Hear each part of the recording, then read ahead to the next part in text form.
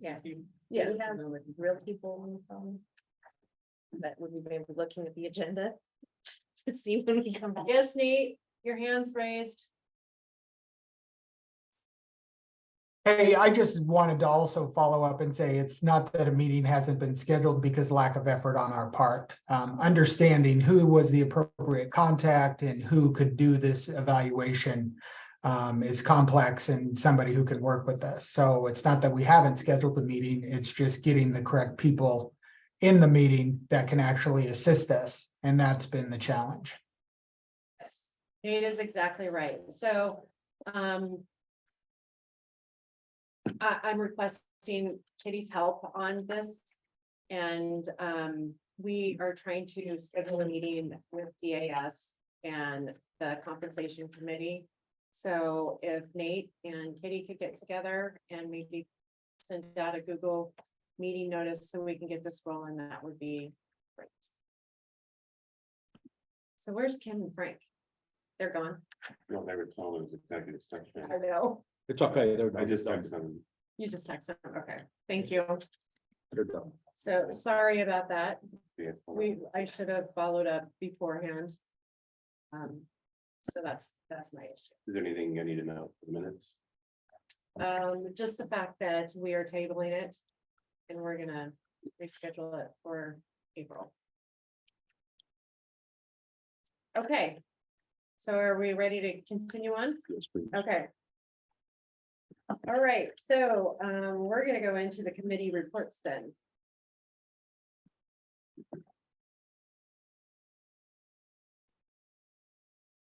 Ready to rock and roll? Oh, Okay, okay. all right, you ready? Nope. So, thank you for everyone who contributed their ideas to the project work log for the OER committee. As a form of practice and following our policy and procedures manual, any item that was added to the work log, oh, I need to share screen. Or actually, hold on. Let me just email with you, Josh. That will be sorry? faster. I'm gonna email the Okay. final.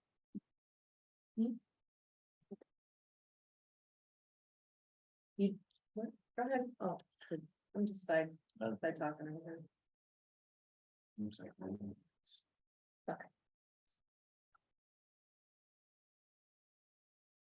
Just a moment, this is your hold music period.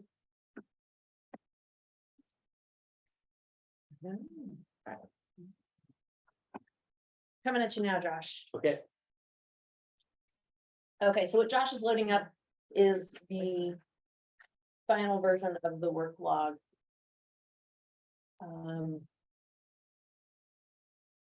There are a number of matters that were added on 2.8 as a product of the conversation, both presentation by Jamie, as well as some other issues. Everything that was added to the work log on 2.8 is formally referred to the committee for evaluation and recommendation back to the board. So I would ask for a motion referring all items added to the work log with an add date of 2.8 or later. To be moved into committee for consideration. Okay, is Josh pulling up that? are you sure you sent it to the right Josh? It's not showing up. Well, let's do it again.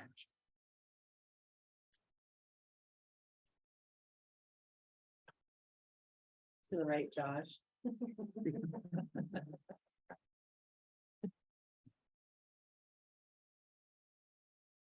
It went, yes, Your Big statement. Safely, Oregon. Mhm. Hold on, is it in the outbox? Nope. If it's not coming through, Kitty can give you the ability to share your screen. If are you on Zoom? No, but I'll Oh, get okay. on. Sorry, It's fine.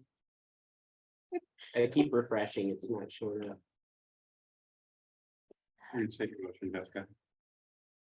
Did you say it? For all matters added to the OER work log dated 8/2023 or later to be referred to the OER There it committee. is. Guys, It came through. Thank you.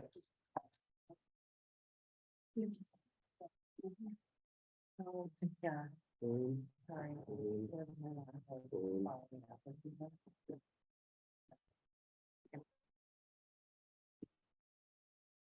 Okay, So it's actually, about halfway down that page. Is the beginning of. The items that were added. after the yellow, Would you mind For the reading yellow. them? where would you like me to start? Two above the yellow. Okay, There you there go. we go. So What is- obviously some more detail that needs to be put in there, but, I'm not gonna invest the time until it's referred to committee. So the plan will be, once we have these matters properly referred to committee, I will sit down with Josh and Kitty, we will hash through current status. And then get some committee meetings on tap. Okay, so what's the first one? I'm sorry, I don't have it up on my computer, but yet. Just a quick rundown. So the first 5 items.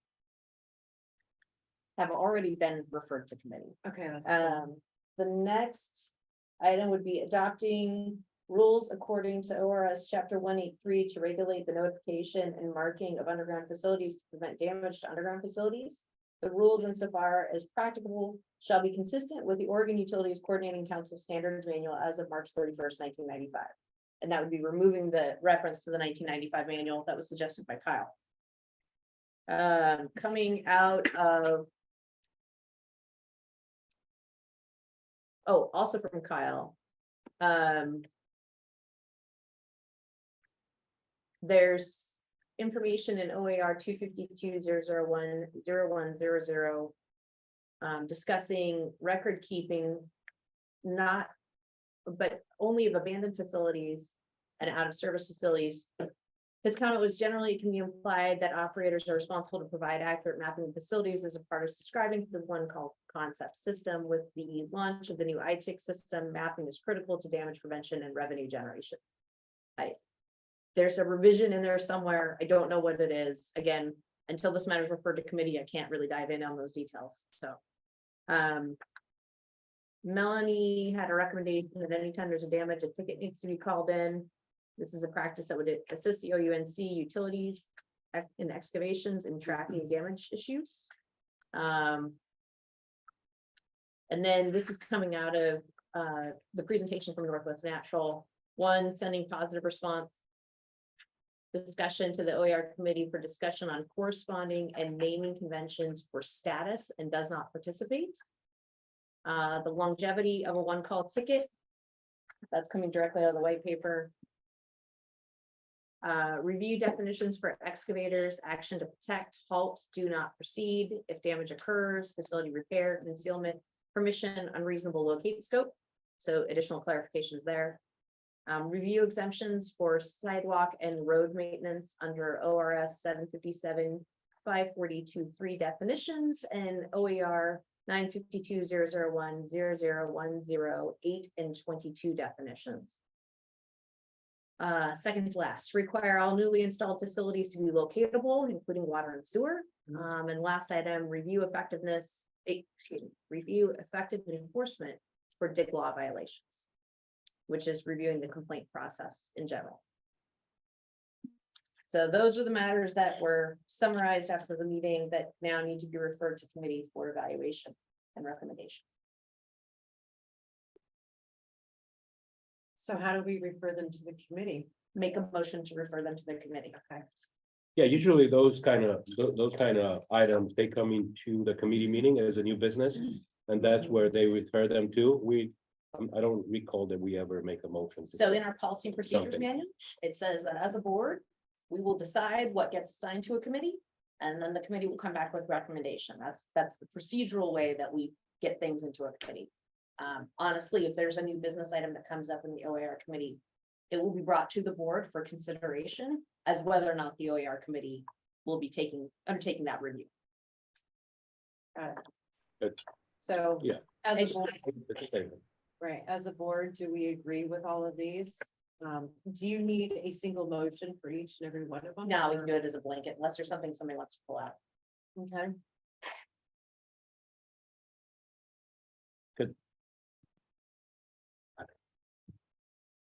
Usually it's the other way around. Usually how we work in the committee, we propose that, we discuss that in the committee, and then we bring it to the board to their attention if it needs to be addressed or not. I The understand. committee, It's just- but if you need an agenda that you want to follow, that's fine. I just want to adhere to Yeah. what our policy and procedure manual says we do, which is we refer items as a board to the committee for work. Right, Mitch. Mitch, that's how I've done it in the past is we'll hash things out in committee if somebody brings something up, but I would bring to the board if we wanted to move forward, say on ticket length or white, and I would get a board approval for that before I bring it in as an action item. That's how we've done it before. It's just, we've always talked quite a bit about stuff in committee, but the things that we were actively working on, we always had a motion for it. Point of clarification. So is that list that you have there, the one that is in the board pack? No, the one that's in the board packet is, the version that got sent out to everyone. And then folks replied to me adding, and I was unaware that this was going to be presented in the board packet this month. So the updated version didn't make it to Josh's inbox till just now. Would it be wise to allow everybody to review the final list and then we table this for next month? Sure, we're not gonna schedule an OAR meeting until this list is agreed upon. I just to give everybody the chance to review it, if we're introducing something that is not within the board packet. I want to make sure that everybody has a chance to review it. And look for my comment on.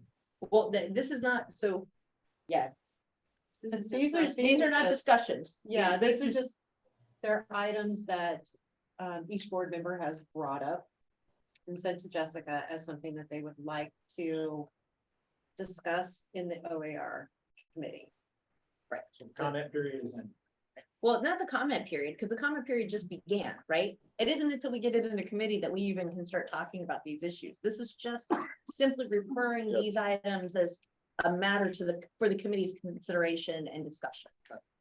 We're not taking any action today, other than telling the OAR committee, this is what you gotta work on.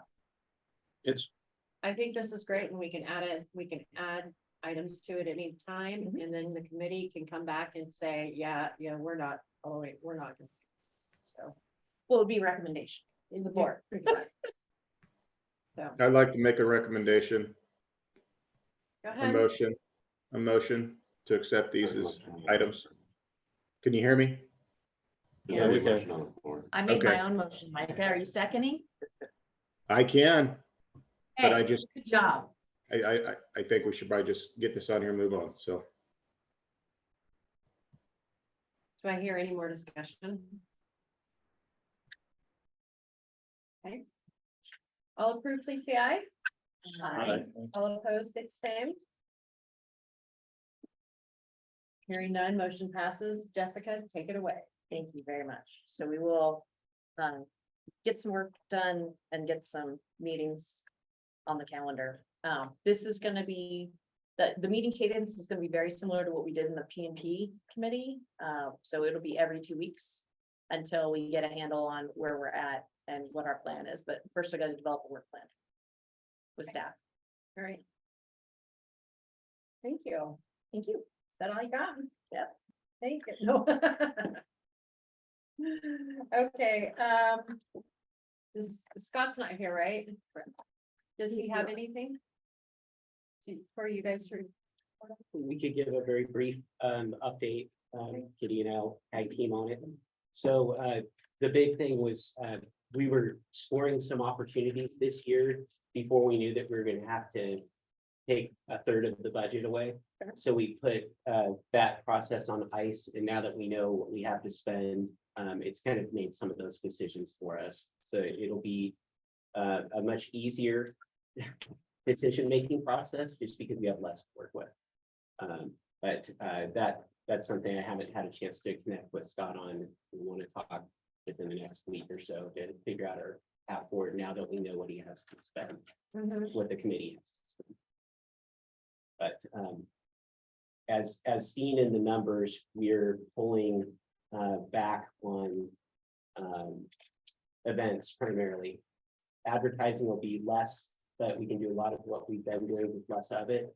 And then dormers, same thing, but the big thing will be, we won't be doing large event sponsorships like we did Pendleton Roundup, we did St. Paul Rodeo, we did Hillsborough Hops. We're looking at a way that we can do like an 811 day sponsorship with the hops like we've done in previous years, but not something throughout the season. So those are some of the changes. Well, we can get with the MCC or the UCC, sorry. The UCCs and coordinate with them as well. Them and utilities. I think that's one of the long-term improvements we can make collectively is there's a lot of this work happening and it's not under one umbrella, and we can go a lot further by doing combined or consolidated buys. Like at the OUCC meeting yesterday, they talked about their Alpha partnership. Well, we work with Alpha as well, and maybe there's a way that we combine those, and then maybe along with, you know, Northwest Natural or PGE or some of the others that are working with them as well. And then we can go a lot further. Perfect. Kitty? Anything else? I was just gonna add, I was gonna pull it up. I showed it yesterday. Some thank yous. I'm not gonna remember everybody, but the outdoor banner ads that we talked about. I've reached out to all of our board members here, and I think, let's see, we've got Canby Excavation, Levitt. Mitch is working, seeing if Comcast will participate. Jamie got Northwest Natural. Am I missing anybody? Anyway, I think. I haven't paid you Power yet, though. and One Call Concept, so we've raised almost $4,000 to fund that, that campaign for outdoor signage. So just a reminder, those outdoor signages, every board member can take them and put them where they have a place. Fences and stuff like that. It's just an easy way to advertise free advertising. So like my company, we have a few warehouses all over the place there. They have metal fences in the major intersection. So we can actually mount them over there for people to see.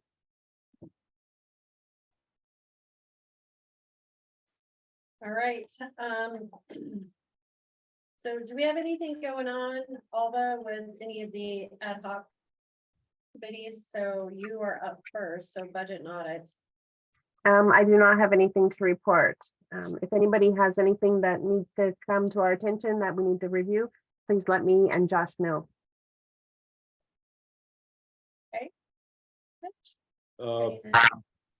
Not a lot, just yesterday we had a locate class while you guys were doing the OUCC here. I was in the other room. Great feedback, 17 people, a lot of cities here, Eugene, Anjanita, you know, Tillamook was here. Everybody was happy. I had a great feedback from everybody. Bob was able to go with each one of them and go over their machines, and they were very happy about it. But that being said, we're looking into 3 more virtual and 2 more in person with the locates class. Everything else should be up and running. And if you guys have any questions or something like that for us, go ahead. I know Josh is planning to do all the safety excavation training. The online excavation on one goes well, so not a lot to report, but we're on the right track with the right budget. Let's put it. Perfect. Policy and procedures. So we haven't met, but Josh and I had a chance to sync up yesterday on a couple of items that were sort of outstanding. First of all, Josh, the term limit information you referred to earlier, Yes. that's gubernatorial appointment driven boards and commissions. So the question I would ask the board is, should we replicate that in our own bylaws? I'm not a big fan of putting somebody else's rule into our rules, but I think for board members and transparency about, you know, kind of what your term length might be driven by that process, maybe that's an addition we want to make to the bylaws. Interesting. I thought it was the same. It's not. There's no board member term limit language in our bylaws currently. So it's something, I mean, I think is where you would normally see it would be in the bylaws. I think it's a good suggestion. I remembered it and I knew it applied, but I couldn't find, I went through that in the policy and procedures before I finally found it through the governor's boards and commissions guidelines. I think it would be helpful. Can we just refer to that? Yeah, I mean, Yeah. it would be, but it would be a new section in our bylaws that we don't presently have. So do you need a motion to add it to? For PMP committee to Okay. work on getting that language in and then bringing that for final approval by the board. And did you motion it already? No, I don't, I can make my own motion though. Ready, Scott? Yeah. Refer to the PMP committee, adding board member term limits reference to the bylaws.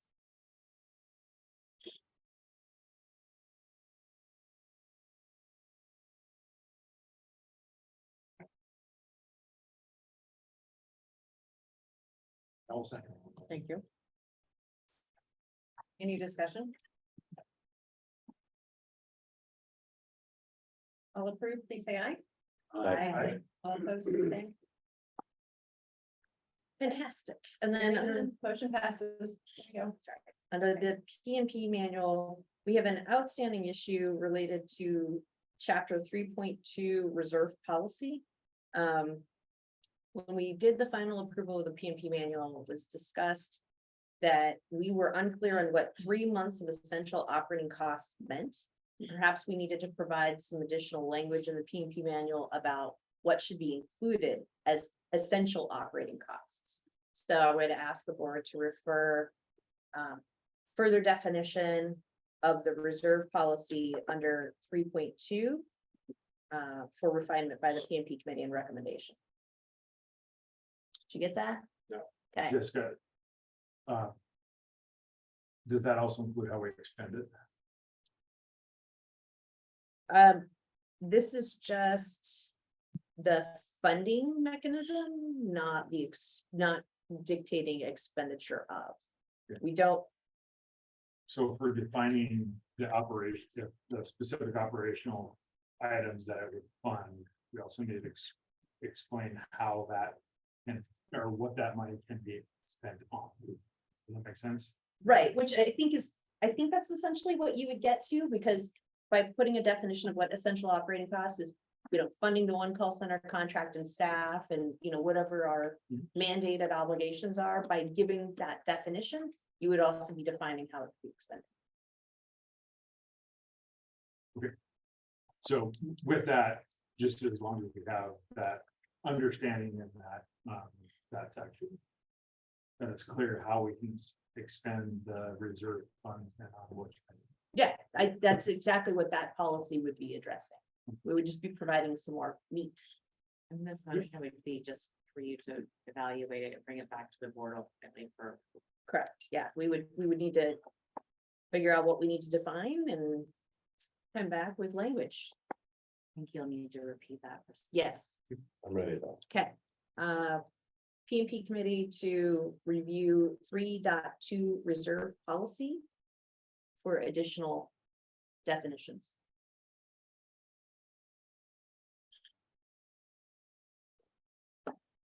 I'll second. Make the motion. Yes. Motion and seconds. Any discussion? Okay. All approved, please say aye. Aye. All opposed, state the same. Hearing none, motion passes. It's the most motions we've done in a meeting. Okay, that's it for the PMP committee. Thank you. All right, perfect. Hey, Kevin, Hey, how's your notifications going?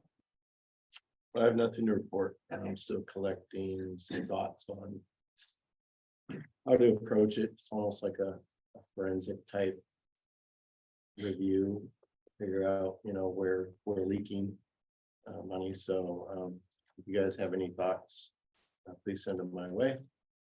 But I have nothing to report as far as upcoming meetings to schedule. All right. And honestly, all of our chairs and all of the people that are members of all of these committees, it takes a lot of time. I appreciate, I mean, it seems like everyone is pretty much involved in every single thing. So, I know it's a lot, and just want to thank you all for your time. Kyle. Quickly, in considering our time constraints here, I got just a brief summary of what the OUCC discussed at our meeting. I can quickly go over that, or I can just ask to have that discussion. No, we can go over it, because I don't Okay. think, I think we'll be all right. I can do it quickly. Yesterday, we met for our first meeting of the quarter. We meet 4 times a year. Alpha Media gave us an update on the ongoing digital media campaign for 811. With Emmett, give a report on the status of our individual chapters and their taxes, which are due by the 15th of May. Elba gave the treasury report and where we're at with funding. Each zone council gave a report out. In general, council discussed how to deal with councils that have little or no participation, and whether those councils would go dark or be dissolved. I think the direction is to allow them to go dark and get combined with other local councils until we can garner enough support for those. The funding would get pulled back into the OUCC's additional assistance fund held there for the rest of the year, in case that board gets stood back up. That money is, Scott, do you remember how much money that was from out here? 2,000. So that money will get held there in case they want to start back up. We have to go through the process of setting up their 501c3 status in with the state, so that some of that cost would come out of that with Wix Emmett. And so John Eden is trying to step back. So hopefully he can get, by doing that, somebody else will step in and take over those reins. And then we can disperse that money again. There's an ongoing discussion. It seems to be a theme with our councils, as it always is, on enforcement and how to deal with repeat offenders of the dig laws. I think a larger discussion will be continued on how enforcement is a tool within the toolbox of damage prevention. So it's only one component of the bigger outreach across the state, that we rely on all the smaller councils to help distribute that outreach through their contractor practices, etc. Lastly, there is some movement on getting some of the chapters, like Central Oregon, started back up North Coast. So slow and steady. So other than that, that's all. Unless Scott has anything else to add. Nope. All right, national news.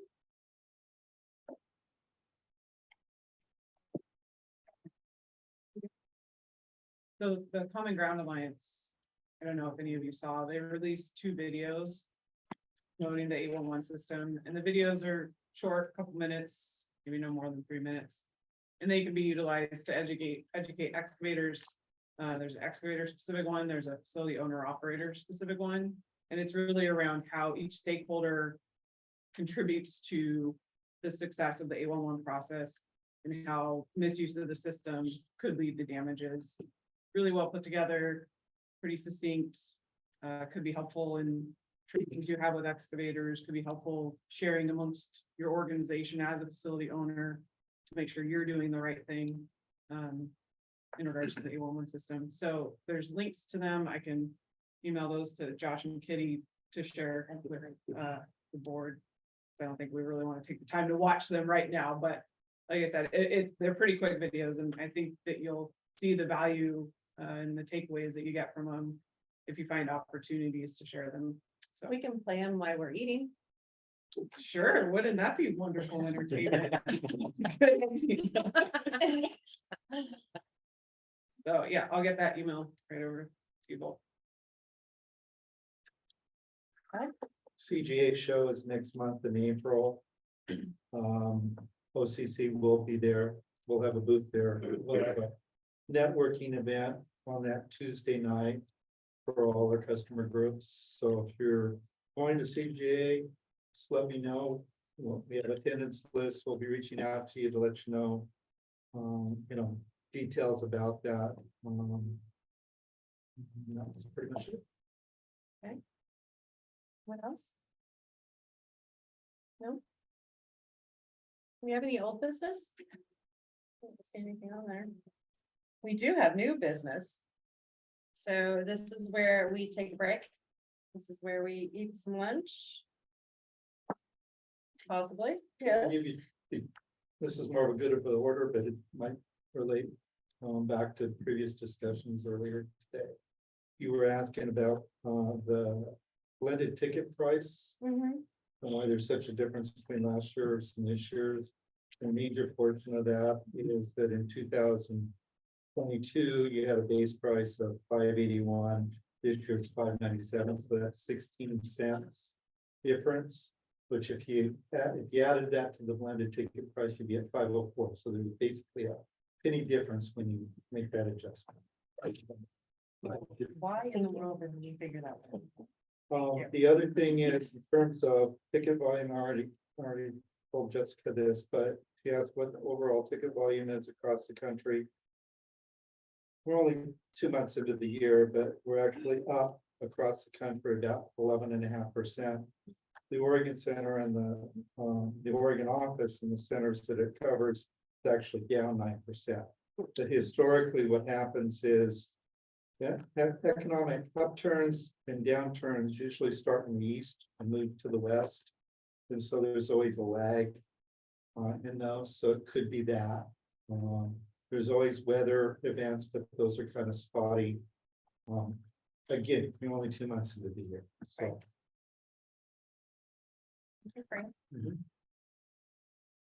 Okay, so new business is our strategic plan. We are going to take a break. We're gonna have lunch and then we're gonna come back. Yeah, is he okay to start at noon?